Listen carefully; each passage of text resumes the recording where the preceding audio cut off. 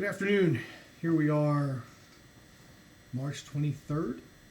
A little crazy. Office is very quiet. Stopped in to check the mail because need to make sure I can still make deposits and pay the bills, because that is what we have to do to try to really keep the economy going.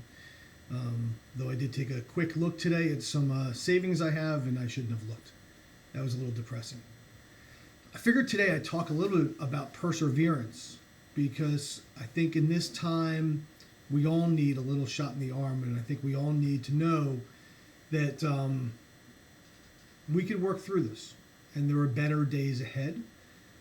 As we all hunker down in our house office, in our home office, in our house, juggling homeschooling, which thank God I don't have to deal with.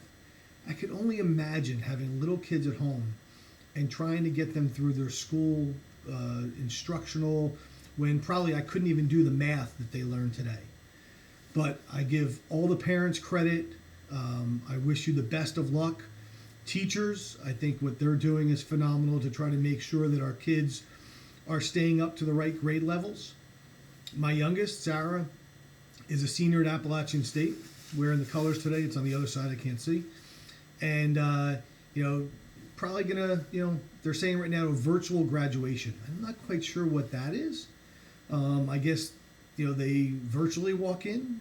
We'll come to find out what that means, but it's not canceled yet, where many universities are canceled. And between high school graduations and college graduations, I'm not sure if the kids are as upset as the parents are, because, as we always say, I'd like to get the nachas of watching my daughter walk across that stage and get that diploma. And it's something I think she's worked very hard for. And she's going to get that diploma, but it may just come via FedEx or the U.S. Postal Service. But perseverance, I listen to the stories, very in tune as a business owner, as the first vice president of the Greater Toms River Chamber of Commerce, as a member of a nonprofit such as Michael's Feet, which helps seriously ill newborns, to being the president of Congregation B'nai Israel, a conservative Jewish synagogue here in Toms River, juggling everybody's needs, and really trying to make sure that people are still working, that services are still happening. For the synagogue itself, we're doing online services. We're doing online classes for the students as well as adult education.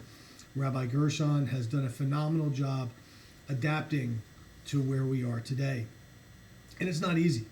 There's a lot that goes into this to try to pull people together. At the same time, I also run a second company called Continuing Professional Educational Services, where I provide, along with my partner, Dr. George Berkowitz, classes for licensed professionals in New Jersey. Let it be an LSRP, a professional engineer, an attorney, a surveyor, landscape architect, health officer. So we provide those classes, and right now we don't have facilities because we use Montclair State University, Rider University, Rutgers University. All these different universities are closed.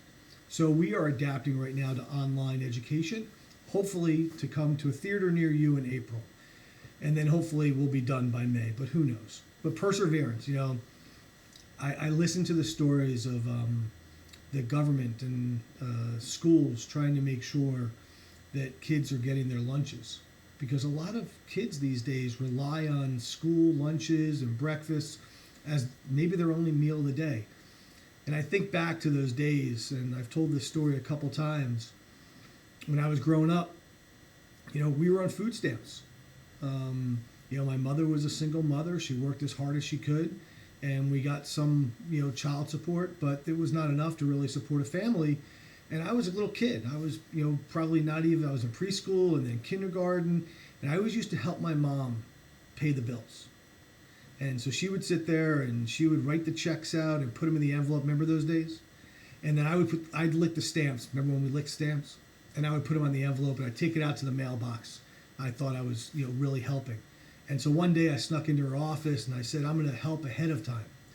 And I pulled all the envelopes out and I pulled the stamps out of the drawer, and I was like, oh, these are nice green stamps. And I sat there and I licked them and I put them on the envelopes. And my mom walks in and goes, what are you doing? and yells at me, and I don't know why she's yelling at me. And if you ask my sister, my mom yelled a little. And, I was actually putting our food stamps on the envelopes. And so about a week's worth of food was now stuck to these envelopes, which she was cutting off and explaining as we went food shopping. I think that was Acme food stamps at the time. As I progressed through school, I was one of those free lunch students. I had the lunch tickets, and sometimes I had reduced lunch, so it cost me 15 cents. And there were different things, but, lunch, and it was a unique situation because we kept kosher, and kosher lunches didn't exist in public school. So between peanut butter and jelly sandwiches or macaroni and cheese, those were the days I ate well. Pizza Fridays were always good, but I really had to watch what I ate, and it was something that people around me probably didn't even realize that I did stuff like that. But that was what I was taught, and that's how I did it. But so, right now, I think all of us need to think about, those families that have less than us. And I really wish I could do more. I can do more in service, not necessarily financially at this point in time. And I'm just really trying to keep my business going. I think we all are trying to work hard, but we will persevere and we will get through this. There are definitely better days ahead economically. And, I really think that if we all come together, and this is about all of us coming together, the only way that we overcome this pandemic is by all of us being together in theory, apart, but together in theory, working together on social distancing. It is proven, and that's what we need to do. So that's my little spiel for today, my podcast. I'm going to hopefully come back as we continue on through the week and continue forward. I would like you actually to sign up for my YouTube channel, which is Brilliant Environmental Services. That's where I'm posting it. And hopefully I can do some things that will help you to get through this time and also to maybe in the future help you with business as well as personal matters.